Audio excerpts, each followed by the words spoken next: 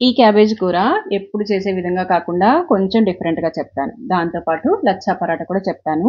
లచ్చా పరాటా అంటే పొరలు పొరలుగా ఉంటుంది కదా! ఆ పరాటా అన్నమాట. ఈ రెండిటి కాంబినేషన్ చాలా బావుంటుంది. ఒకసారి ట్రై చేయండి. క్యాబేజ్‌ని ఇష్టపడని వాళ్ళు కూడా దీనికి ఫిదా అయిపోతారు. ఈ కూరని చేయడం చాలా ఈజీ. ముందుగా ఒక హాఫ్ క్యాబేజీని తీసుకొని దీన్ని నూడిల్స్ కోసం కోస్తాం కదా! సన్నగా, పొడవుగా అలా కోసుకోవాలి. మరీ సన్నగా కట్ చేయాల్సిన అవసరం లేదు. ఉల్లిపాయలు 2 తీసుకోవాలి. రెండిటిని 2 విధాలుగా కోసుకోవాలి. ఒక ఉల్లిపాయని పెద్ద పెద్ద ముక్కలుగా, ఇంకొక ఉల్లిపాయని వీలైనంత సన్నగా. రెండిటిని వేరువేరుగా ఎక్కడెక్కడ వాడాలో ముందు ముందు చెప్తాను. 4, 5 వెల్లుల్లి రేఖలు, కొంచెం అల్లం ముక్క సన్నగా కోసి పెట్టుకోవాలి. ఇప్పుడు 2 టమాటాలు పెద్ద పెద్ద ముక్కలుగా కోసుకోవాలి.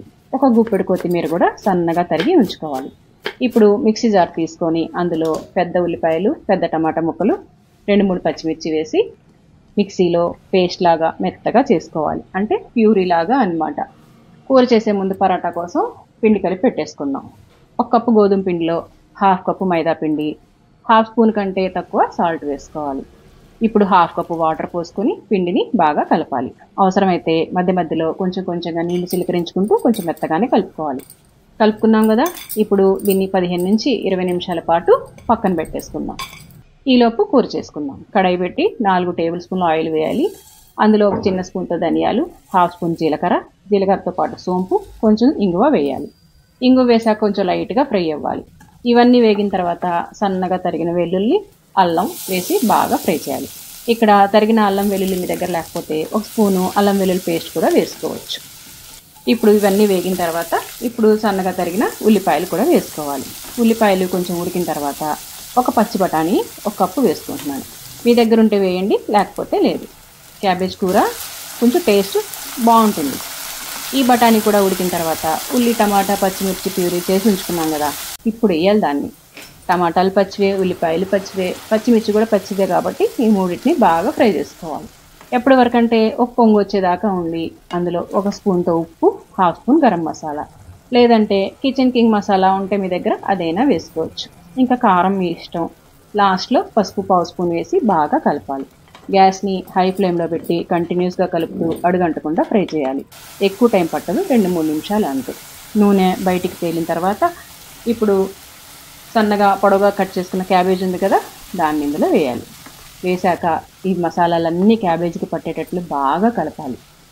కలిపిన తర్వాత దీన్ని కూడా కొంచెంసేపు ఉడకనివ్వాలి. గ్యాస్ ఫ్లేమ్ని మీడియంలో పెట్టి ఉడకనివ్వండి.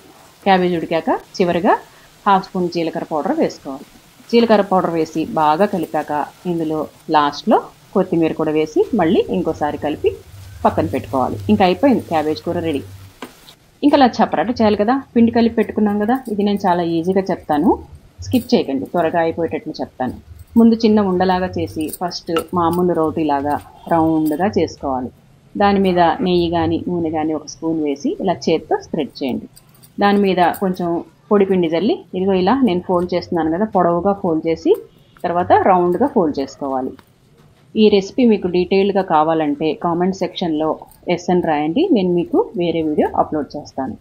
దీన్ని ఇప్పుడు చపాతీ కర్రతో ఎక్కువ ప్రెషర్ పెట్టకుండా నెమ్మదిగా రౌండ్గా ఒత్తుకోవాలి. ఇప్పుడు దీన్ని వేడి వేడి పెనం మీద వేసుకొని చక్కగా 2 వైపులు కొంచెం వేగిన తర్వాత కొంచెం నెయ్యి అటు ఇటు 2 వైపులా రాసి ఎర్రగా కాల్చుకోవాలి. పొరలు పొరలుగా విడిపోతూ బాగా వస్తాయి ఈ పరాఠాలు. ఈ రెసిపీ నచ్చితే ఈ వీడియోని లైక్ చేయండి, షేర్ చేయండి, మర్చిపోకుండా నా ఛానల్ని సబ్స్క్రైబ్ చేయండి. బోర్ కొట్టని రెసిపీస్ ఇంకా చాలా చెప్తాను. తప్పకుండా ట్రై చేయాల్సిన డిష్ ఇది.